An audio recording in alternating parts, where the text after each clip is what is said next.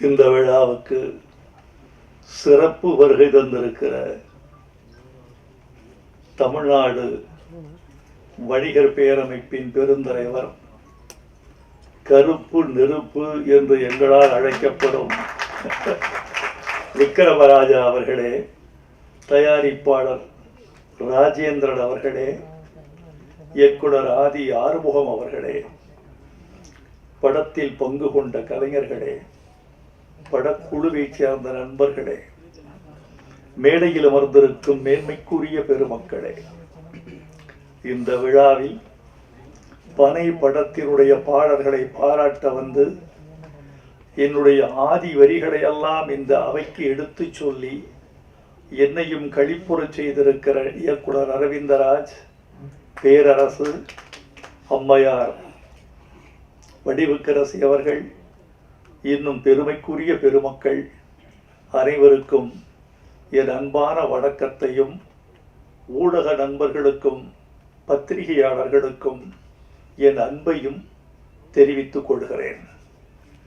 நண்பர்களே, இந்த விழா வித்தியாசமாக தொடங்கி வித்தியாசமாக நடந்து மிக மாறுபட்ட முறையில் முடிந்திருப்பதாக நான் கருதுகிறேன். ஒரு படத்தின் பாடல்கள், ஒரு படத்தின் கலைக்கூறுகள், ஒரு படத்தின் அழகியல், இவற்றோடு முடிவதுதான் ஒரு திரைப்பட பாட்டு வெளியீட்டு விழாவின் சம்பிரதாயங்கள் அல்லது கண்மூடித்தனமான மரபுகள். ஆனால் அதை தாண்டி இந்த விழா சமூகம் குறித்து பேசியிருக்கிறது, மண் குறித்து பேசியிருக்கிறது, மண்ணின் தாவரமான பனையை குறித்து பேசியிருக்கிறது. இந்த பனை என்பது படத்தின் பெயர் அல்ல, இந்த பனை என்பது மண்ணின் பெயர், மக்களின் பெயர், நம்முடைய கலாச்சாரத்தின் குறியீடு என்று நான் கருதுகிறேன். ஒரு படத்திற்கு தலைப்பு மிக மிக முக்கியம். என்னை பொறுத்து கொண்டால் நான் ஒரு செய்தியை சொல்ல வேண்டும் என்று ஆசைப்படுகிறேன். கடந்து போய்விடுவது என்பது எளிது, ஆனால் கடந்து போகிற பொழுதே கருத்து சொல்வது ஒரு கருத்தாளரின் உரிமை, மரபு என்று நான் கருதுகிறேன். இப்போது வருகிற தமிழ் திரைப்படங்களின் பெயர்களை பார்த்தால் நான் கொஞ்சம் துக்கப்படுகிறேன், சில நேரங்களில் வெட்கமும் படுகிறேன். அந்த பெயர் எனக்கு ஒன்றையும் குறிப்பிட்டு சொல்லவில்லை, அது வெறும் ஒரு சொல்லாக இருக்கிறது. தமிழில் சொற்களுக்கா பஞ்சம், தமிழில் தலைப்புகளுக்கா பஞ்சம், தமிழில் அழகான சொல்லாடல்களுக்கா பஞ்சம். நல்ல பெயர்களை, தனித்துவமான பெயர்களை ஏன் நீங்கள் சூடக்கூடாது என்று பார்க்கிறேன். பத்திரிகைகளில் அந்த அதிகாலை செய்திகளை புரட்டி பார்க்கிற பொழுது, தலைப்புகளை பார்க்கிற போது, அடுத்த பக்கம் செல்வதற்குள் அந்த தலைப்பு ஒரு மின்னலை போல் என் மூளையை கடந்து முடித்து விடுவதை பார்க்கிறேன். தலைப்பு என்றால் நெஞ்சில் தைக்க வேண்டாமா? என் இருதயத்தில் சென்று பசை போட்டு ஒட்டி கொள்ள வேண்டாமா? என் நான் திருப்பி உச்சரிக்க வேண்டாமா? ஒரு தலைப்பு என்பது ஒரு படத்திற்கு ஒரு கருத்தை சொல்வதாகவும், இன்னொன்று ஒரு காட்சியை விரியச் செய்வதாகவும், அது குறித்த எதிர்பார்ப்பை ஏற்படுத்துவதாகவும் அமைய வேண்டும் என்றுதான் நம்முடைய முன்னோர்கள் எல்லாம் தலைப்பு வைத்தார்கள். பழைய தலைப்புகளை எல்லாம் பார்த்தால் அந்த தலைப்பில் கதை வரும். மங்கையர் உள்ளம் மங்காத செல்வம் என்றால் ஒரு சமூகத்தின் பண்பாடே வந்துவிடும். கணவனே கண்கண்ட தெய்வம் என்று சொன்னவுடன் ஒரு கலாச்சாரத்தின் விழுமியம் வந்து விடுகிறது. அதெல்லாம் பழசு என்று நமக்கு தெரியும். ஆனால் அந்த வழியில் வருகிறவர்கள் தலைப்புகளில் ஒரு ஆழ்ந்த கவனத்தை செலுத்தி நிகழ்காலத்தின் பொருள் குறித்தும், நிகழ்காலத்தின் மாற்றம் குறித்தும், நம்முடைய விழுமிய போக்குகள் எது விழுகிறது எது எழுகிறது என்பது குறித்தும் இந்த தலைப்புகள் ஏதாவது மக்களுக்கு சொல்லி செல்ல வேண்டும் என்று நான் விரும்புகிறேன். தலைப்பு வைக்கிற தமிழ் இயக்குனர்கள், தயாரிப்பாளர்கள், கதாசிரியர்கள் தயவு செய்து அழகான தமிழ் பெயர்களை படத்துக்கு சூட்ட வேண்டும் என்று நான் அன்போடு விரும்பி கேட்டுக்கொள்கிறேன். இது ஒரு கவிஞனுடைய வேண்டுகோள் அல்லது ஒரு பாடலாசிரியரின் வேண்டுகோள் என்று நினைத்து விடாதீர்கள். இது தமிழ் மக்களின் வேண்டுகோள், பாமரனின் வேண்டுகோள், உழவனின் வேண்டுகோள், மூட்டை தூக்குகிற தொழிலாளியின் வேண்டுகோள், விறகு வெட்டியின் வேண்டுகோள். அவன் தமிழோடு இருக்க வேண்டும் என்று விரும்புகிறான். நீங்கள் தள்ளி நிற்கிறீர்கள். நான் உங்களை கேட்கிறேன், ஒரு தலைப்பை மாறுபட்ட முறையில் தமிழுக்கு விரோதமாக வைத்து அந்த படம் வெற்றி பெற்று விட்டது என்று நீங்கள் சொன்னால் நான் ஏற்றுக்கொள்கிறேன். வெற்றியும் பெறுவதில்லை. பிறகு ஏன் இந்த படத்திற்கு எனக்கு கதை சொன்ன இயக்குனர் இந்த படத்திற்கு விதை என்று பெயர் வைத்திருக்கிறேன் என்று சொன்னார். நான் சொன்னேன், விதை நல்ல பெயர்தான், ஆனால் நீங்கள் சொல்ல விரும்புகிற கதையை விட்டு விதை தள்ளி நிற்கிறது. எனவே இந்த படத்தின் ஒட்டுமொத்த இருதய துடிப்பும் தலைப்புக்குள் வர வேண்டும் என்றால் தம்பி பனை என்று பெயர் வைக்க வேண்டும் என்று சொன்னேன். அவர் உடனே ஏற்றுக்கொண்டார். விதையை விட பனை எனக்கு இன்னும் பக்கத்தில் இருக்கிறது ஐயா என்று சொன்னார். வாழ்க என்று சொன்னேன். மேல்நாட்டில் எப்படியெல்லாம் தலைப்பு வைப்பார்கள் தெரியுமா? ஒரு ஆங்கில படத்துக்கு தலைப்பு தி விண்ட் cannot read, காற்றுக்கு படிக்க தெரியாது என்று தலைப்பு வைத்தான். எப்படி டைட்டில் போட்டான் தெரியுமா? காற்றுக்கு படிக்க தெரியாது, இது டைட்டில். காற்று வீசுகிறது, ஒரு மரத்தின் மீது வீசுகிறது, ஒரு மாளிகை மீது வீசுகிறது, ஒரு புல்வெளியின் மீது வீசுகிறது, ஒரு குழந்தையின் மீது வீசுகிறது, ஒரு சாலையில் வீசுகிறது, ஒரு சோலையில் வீசுகிறது. சோலைக்கு போனால் ஓரிடத்தில் பூக்களை பறிக்காதீர்கள் என்று ஒரு அறிவிப்பு பலகை வைக்கப்பட்டிருக்கிறது. இப்போது காற்று வேகமாக அடிக்கிறது, பூக்கள் புல்வெளியில் உதிர்கின்றன. அங்க போட்டிருக்கான், காற்றுக்கு படிக்க தெரியாது. உங்களுடைய கரவொலி அந்த படத்திற்கு திரையரங்கில் விழுந்திருக்குமா, விழுந்திருக்காதா? அதுதான் வேண்டும். ஒரு தலைப்பு உங்களுக்குள் ஒரு பரவசத்தை உண்டாக்க வேண்டும். டெல்லியில் ஒருவன் தன் சுயசரிதியை எழுதினான். எழுதிவிட்டு மை ஸ்டோரி என்று தலைப்பு வைத்தான். 100 பிரதிகள் கூட விற்கவில்லை. என்ன என்று யோசித்து பார்த்தான். அட்டையை கிழித்தெறிந்து விட்டு இன்னொரு தலைப்பு வைத்தான். ஒரே நாளில் 3000 பிரதிகள் விற்று விட்டன. அவன் வைத்த தலைப்பு மை ஸ்டோரிங்கிறத மாற்றி என் மகனின் தந்தையின் கதைன்னு வச்சான். அது அவன் கதைதான், அது அவன் கதைதான். என் அதே தலைப்பு தான், என் மகனின் தந்தையின் கதைன்னு சொன்ன ஏதோ விவகாரமா இருக்கே என்று உள்ளே வந்தான். நண்பர்களே, இந்த பனை என்ற ஒரு குறியீட்டை பற்றி உங்களுக்கு சில செய்திகள் சொல்லியாக வேண்டும். இந்தியாவில் 11 கோடி பனை மரங்கள் இருக்கின்றன. இந்த 11 கோடி பனை மரங்களில் 6 கோடி பனை மரங்கள் தமிழ்நாட்டில் மட்டும் இருக்கின்றன. இந்த பனை என்பது தமிழ்நாட்டு தாவரம். ஆப்பிரிக்காவிலிருந்து மனித இனம் மடகாஸ்கர் தாண்டி இந்தியா வழியே வந்து ஆஸ்திரேலிய கரையில் சென்று குடியேறிய காலத்தில் கடத்தி வரப்பட்ட மரம் பனைமரம். இந்த பனைமரத்தை சாதாரணமாக கருத வேண்டாம், வெறும் மரம் என்று. நம்முடைய முடியாட்சியோடு சம்பந்தப்பட்டிருக்கிறது, நமது கலாச்சாரத்தோடு சம்பந்தப்பட்டிருக்கிறது. சேர சோழ பாண்டியர்களுக்கு 3 கொடி இருப்பது தெரியும். சோழனுக்கு புலிக்கொடி, பாண்டியனுக்கு மீன்கொடி, சேரனுக்கு விற்கொடி என்பது உங்களுக்கு தெரியும். இந்த 3 மன்னர்களுக்கு 3 மாலைகள் இருந்த கதை தெரியுமா? பாண்டியனுக்கு வேப்பம்பூ மாலை, சோழனுக்கு ஆத்தி மலர் மாலை, சேரனுக்கு பனம்பூ மாலை. சேர மன்னன் தனது நெஞ்சில் அணிந்த அடையாள பூவாக, தேசிய பூவாக அவன் கருதியது பனம்பூவை. பனம்பூ மாலை அணிந்தவன் சேரன் என்பது நம்முடைய வரலாறு. இந்த பனை மாதிரி தாய் கூட கொடுக்க முடியாது. அதான் நீங்க தாய்க்கு கூட நீங்கள் எவ்வளவு கடமையை செய்ய வேண்டும் என்று உங்கள் மனசுக்குள் ஒன்று இருக்கும். அவள் தாய்ப்பால் கொடுத்ததற்கு நாம் தாய்க்கு செய்ய வேண்டிய கடமை நமக்கு இருக்கிறது என்று நீங்களும் செய்வீர்கள். ஆனால் தாயும் எதிர்பார்ப்பாள், தப்பில்லை, அவளுக்கு அந்த உரிமை இருக்கிறது. இந்த பனை எதிர்பார்ப்பதில்லை, அது உன்னிடம் தண்ணீரை எதிர்பார்ப்பதில்லை, உன்னிடம் பராமரிப்பை எதிர்பார்ப்பதில்லை, உன்னிடம் உரத்தை எதிர்பார்ப்பதில்லை. அது வானத்திலிருந்து நீரை வாங்கிக் கொள்கிறது.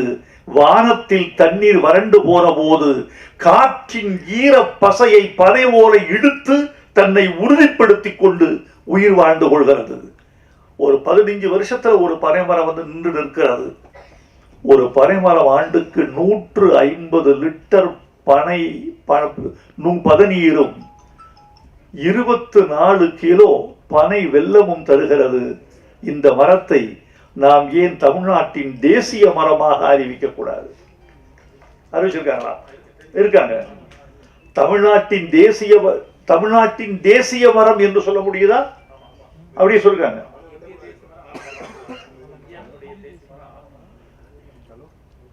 பனைமரத்தை தமிழ்நாட்டின் தேசிய மரமாக அறிவித்து விட்ட செய்தி சொல்லுகிறது பனைமரம் எவ்வளவு இந்த நாட்டில் உணரப்பட்டிருக்கிறது என்று. இந்த பனைமரத்தை நாம் வெறும் தலைப்பாக மட்டும் கருத வேண்டாம் தோழர்களே. பனை சார்ந்த வாழ்க்கை, அந்த வாழ்க்கையோடு கூடிய மனிதர்கள், இவர்களின் கதையாக இந்த பனை இருக்க வேண்டும் என்று நான் விரும்புகிறேன். இந்த பனையை காட்சியை இன்றுதான் உங்களோடு நான் இன்று பார்த்தேன். எனக்கு மகிழ்ச்சி. படத்தில் வெற்றியின் கூறுகளை பார்த்தேன். முழு படத்தை பார்க்காமல் கருத்து சொல்வது அவ்வளவு உகந்ததல்ல. என்னுடைய விருப்பத்தை தெரியப்படுத்திக் கொள்கிறேன். இந்த படம் வெற்றி பெற வேண்டும் என்பது என் விருப்பம், வெற்றி பெற வேண்டும் என்பது என் வாழ்த்து. அதற்குரிய கூறுகள் இந்த படத்தில் இருக்கும் என்று உங்களைப் போலவே நானும் எதிர்பார்க்கிறேன். இந்த படத்திற்கு பாட்டு எழுதினேன். மணிலால் கீரவாணியிடம் இருந்தவர் வந்து இசையமைத்து கொடுத்தார். அவருக்கு என் வாழ்த்துக்களை தெரிவித்துக் கொள்கிறேன். ராஜேந்திரன் கிடைத்தார் தயாரிப்பாளராக. பனைமரம் போல ஒருத்தர் வந்தார்.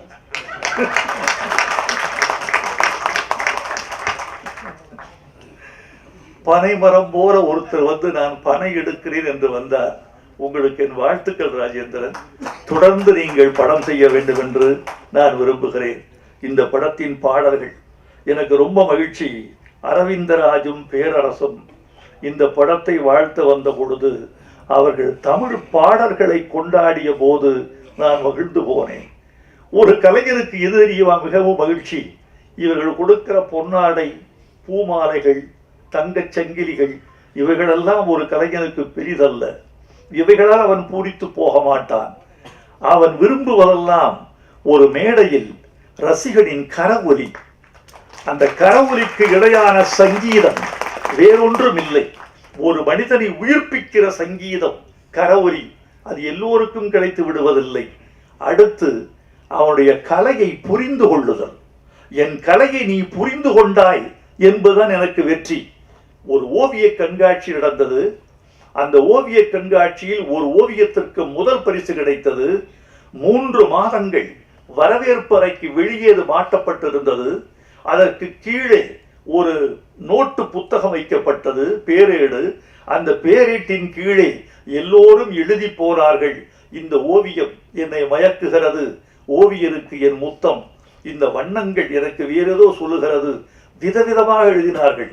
சற்றே விட்டால் இந்த ஓவியன் ரவிவர்மனை தொட்டு விடுவான் என்றெல்லாம் எழுதி வைத்து விட்டு போனார்கள். 3 மாதம் கழித்து அந்த ஓவியனுக்கு பாராட்டு விழா. அவன் வந்தான். வந்தவன் ஓவியத்தை பார்த்தான். பார்த்து விட்டு சொன்னான், அட பாவிகளே, 3 மாதமாக என் ஓவியத்தை தலைகீழாகவா மாட்டி வைத்திருந்தீர்கள்?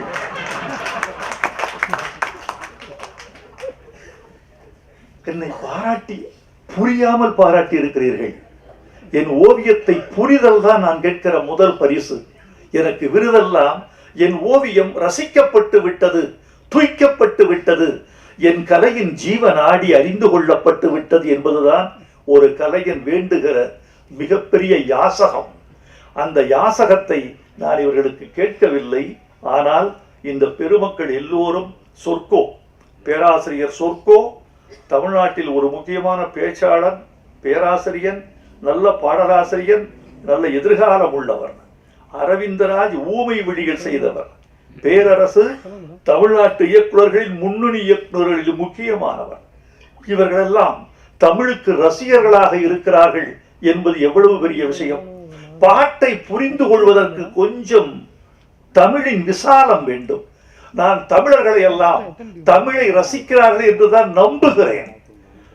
நான் நம்புவதற்கு காரணமே தமிழ்நாட்டு மக்கள் பழமொழிகள் படித்து வந்தவர்கள், விடுகதை போட்டு வந்தவர்கள்.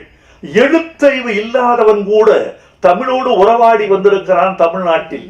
அவனை கேட்டால் விவாதிப்பான், அவனை கேட்டால் விமர்சிப்பான், அவனை கேட்டால் பழமொழிகளில் பதில் சொல்வான், அவனை கேட்டால் விடுகதைகளிலும் சிக்க வைப்பான்.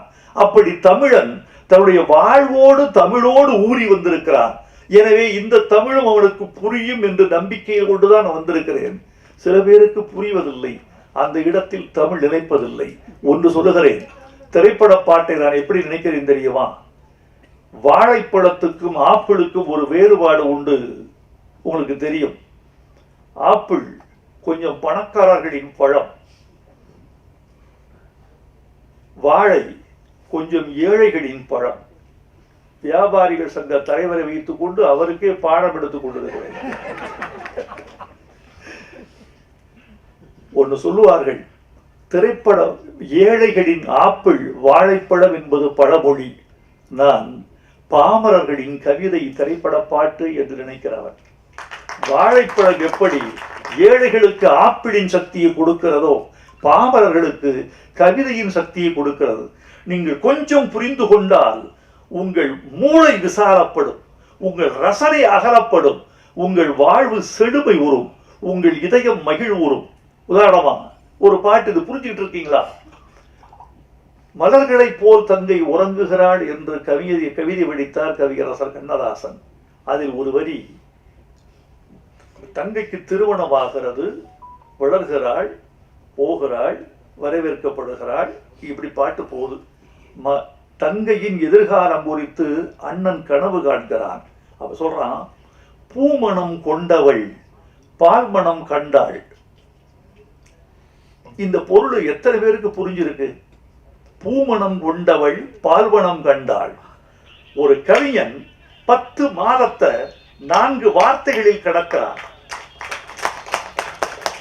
பூமணம் கொண்டவள், மலர் சூடிக்கொண்டாள், மணவாளனால் பூமணம் கொண்டவள், 10 மாதத்துல குழந்தை பிறந்துருச்சு, பால் மனம் கண்டாள். அந்த 10 மாதத்தை 4 சொற்களில் கிடக்கிறான் கவிஞன்.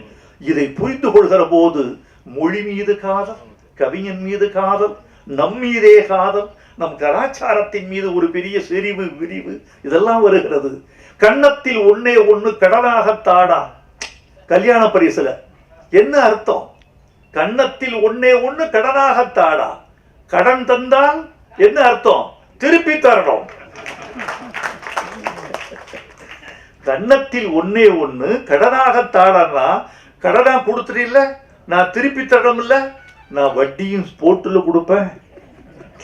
நீ 1 முத்தம் கொடுத்தால் நான் திருப்பி 1, வட்டி 1, நான் 2 முத்தம் கொடுப்பேன். கன்னத்தில் இதெல்லாம் இவ்வளவு அழகு இருக்கு. இப்போது நான் சொன்ன பிறகு இந்த சபை கைதட்டுவதை பார்த்து நீங்கள் புரிந்து கொண்டால் உங்களுக்கு நீங்களே கைதட்டிக் கொள்ள மாட்டீர்களா? உங்களோடு சேர்ந்து தமிழும் கைதட்டாதா? இது பட்டுக்கோட்டை பாட்டு. வாலி எழுதினாரு, வளையல் போட வர்றாரு கல்யாண பொண்ணுக்கு. கல்யாண பொண்ணு கண்ணான கண்ணுன்னு ஒரு பாட்டு. அதுல பொண்டாட்டி புருஷன் 2ஆக இருந்தால், இது வரைக்கும் தான் தெரியும், பொண்டாட்டி புருஷனுக்கும் பொண்டாட்டிக்கும் சண்டை, 2 பேரும் ஒன்னா இருக்கணும், ஆனா 2ஆ இருக்காங்க. இந்த வளையல் போட்டா என்ன ஆகும்? பொண்டாட்டி புருஷன் 2ஆக இருந்தால் சராசரியா எப்படி எழுதுவான்? ஒருத்தன் ஒன்னாக செய்யும் வளையல் அப்படித்தான் எழுதுவான். பொண்டாட்டி புருஷன் 2ஆக இருந்தா 1 சேர்த்துரும் 2 பேரையும். அப்படிதான் எழுதுவான். வாலி எழுதினாரு, பொண்டாட்டி புருஷன் 2ஆக இருந்தால் 3ஆக செய்யும் வளையல். குழந்தை பிறந்துருமா? இந்த வளையல் சத்தம் அவளை அந்த வளையல் சத்தத்தின் சிணுங்களில் அவள் எழுப்புவதும், அவள் முனகுவதும், அவள் அழைப்பதும், அவள் ஆரவாரம் செய்வதும், அவள் கொஞ்சச் செய்வதும், அவள் மிஞ்சி செய்வதும், 2 பேருக்கும் ஒரு காதல் வளர்வதும், காதல் கலவியில் முடிவதும், அது குழந்தையில் சென்று வளர்வதும் இந்த ஒரு வளையலால் நடக்கும்னு சொல்றான். இந்த வளையல் ஓசை என்னென்ன பயணம் செய்யுது, இதெல்லாம் இந்த 2ஆக பொண்டாட்டி புருஷன் 2ஆக இருந்தா 3ஆக செய்யும் வளையல் என்று சொல்லுகிற போது ஒரு ஓசை கேட்கிறது. அந்த ஓசையின் வழியே ஆசை வழிந்து 3ஆவது குழந்தை பிறந்து விடுகிறது சொல்றான். இவ்வளவு இருக்கு இந்த படத்துல. பாட்டுல இருக்க ஒரு பாட்டு, இந்த பொண்ணு நல்லா நடிச்சிருக்கீங்கம்மா, நீங்களும் நல்லா இருக்கீங்க தம்பி. அந்த பொண்ணை பக்கத்தில் ஒரு அழகான பெண்ணை வைத்துக் கொண்டு நீங்க அதை கவனிக்காமல் போறது மாதிரி ஒரு தண்டனை வேறு எதுவுமே கிடையாது. அதை நீங்க ரொம்ப அலட்சியப்படுத்திருக்கீங்க, ரொம்ப அழகா. அதுல ஒத்த பனமரமா நான் ஒத்தையில நிக்கிறனே, புத்திகெட்ட அத்த மகன் புலப்ப விட்டு போறானே. இது ஒரு பெண்ணினுடைய ஏக்கம். இந்த முதல் வரி ஒத்த பனமரமான்னு ஏன் சொன்னான்? ஒத்த பனமரமான்னு ஏன் சொன்னான்? இந்த ஒத்த பனமரம் முதல் வரியில் இங்க வச்சேன் இல்லையா, இதுக்கு ஒரு விடுகதை. ஒத்த பனமரமா ஒத்தையில நிக்கிறனே, புத்தி கெட்ட அத்த மகன் புலம்ப விட்டு போறானே. இந்த முதல் வரிக்குடைய விடுகதையை கடைசி வரியில விட சொல்லியிருக்கேன். ஒரு தலையா காதலிச்சா ஒண்ணு சேர முடியாது, ஒத்த பனமரையில் ஊஞ்சல் கட்ட முடியாதுன்னு சொல்லிருக்கு. ஒத்த பனமரத்தில் ஊஞ்சல் கட்ட முடியாது, கிளைகளற்ற மரம். இந்த பனமரம் கிளைகளற்ற மரம், இதில் ஊஞ்சல் கட்ட முடியாது. இது நீ ஒரு பனைமரம், நான் ஒரு பனைமரம், 2 ஒத்த பனைமரம் சேர்ந்தாதான் ஊஞ்சலே கட்ட முடியும், 2 கைகள் தட்டினால்தான் ஓசை வரும் என்று அது அந்த முதல் வரிக்கு சொல்லப்பட்ட. இந்த முதல் வரியை எடுத்து கொண்டு கூட்டு பொருள்கோள் என்று தமிழில் ஒரு இலக்கணம் உண்டு. இந்த கொண்டுகோட்டு பொருள்கோள் மூலம் இந்த முதல் வரியை எடுத்து கொண்டு போய் கடைசி வரியில் இணைத்தால் இந்த பாட்டுக்குரிய பின்னணியும் அந்த ஒரு பெண்ணின் வலியும் அதுக்குரிய காதல் துடிப்பும் அதெல்லாம் சேர்ந்து வரும். இதையெல்லாம் இப்படியெல்லாம் புரிந்து கொள்வதற்கு உங்களுக்கு நான் பயிற்சி கொடுக்க வேண்டும் என்று இந்த பாடல்களில் ஒரு முயற்சி செய்து கொண்டிருக்கிறேன். அவ்வளவுதான் நண்பர்களே. இந்த விழாவுக்கு அண்ணன் விக்ரமராஜா வந்தது எனக்கு பெரிய பெருமையாக இருக்கிறது. நீங்கள் வந்ததில் எவ்வளவு அழகழகான செய்திகளை சொன்னீர்கள், உங்கள் வாழ்க்கையை சொன்னீர்கள், பனையின் பெருமையை சொன்னீர்கள், தமிழ்நாட்டு மக்களின் வலியை சொன்னீர்கள். எங்கு போனாலும் வியாபாரிகளை விட்டு கொடுக்க மாட்டீர்கள். அதோடு சேர்ந்து முதலமைச்சருக்கு ஒரு கோரிக்கை வைத்து விட்டீர்கள். எங்கே வந்தாலும் நீங்கள் நீங்களாகவே இருப்பீர்கள். சந்தன மரத்தை தேய்த்து தேய்த்து ஒரு பிறப்பங்குச்சியாக மாற்றினாலும் அது சந்தனத்தினுடைய வாசனையைத்தான் கொடுக்குமே தவிர எந்த மேடைக்கு போனாலும் நீங்கள் நீங்களாகவே இருக்கிறீர்கள். வந்திருந்த பெருமக்களுக்கு நன்றி, ஊடகத்தாருக்கு நன்றி, உங்களுக்கு நன்றி. நண்பர்களே, இன்றைக்கு ஒரு படம் தயாரிப்பது எளிது.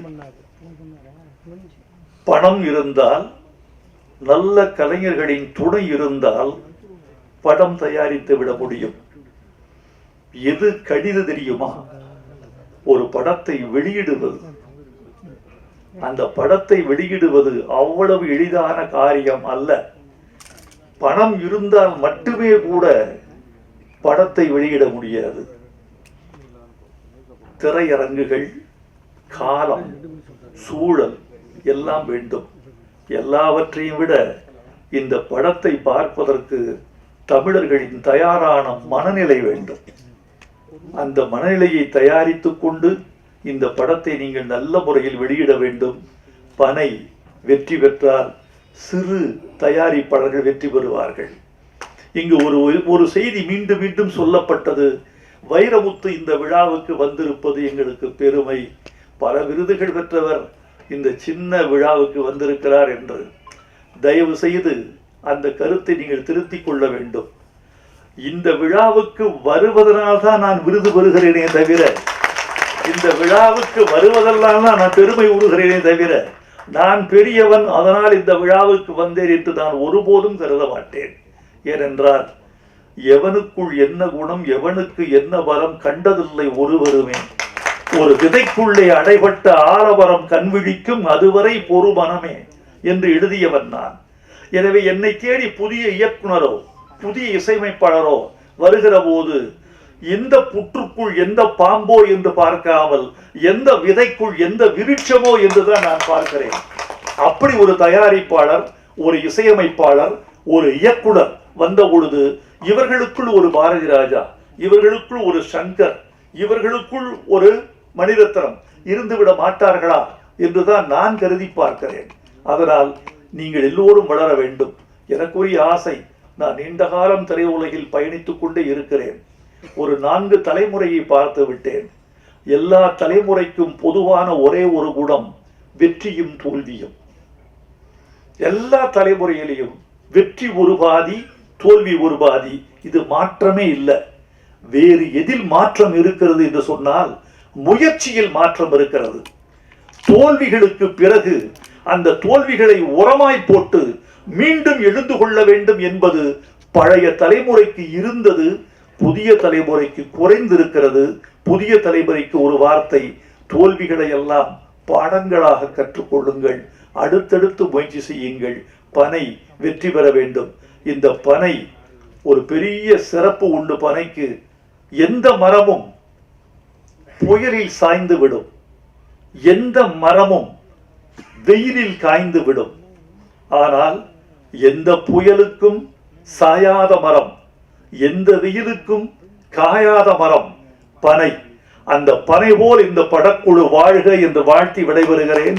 நன்றி, வணக்கம்.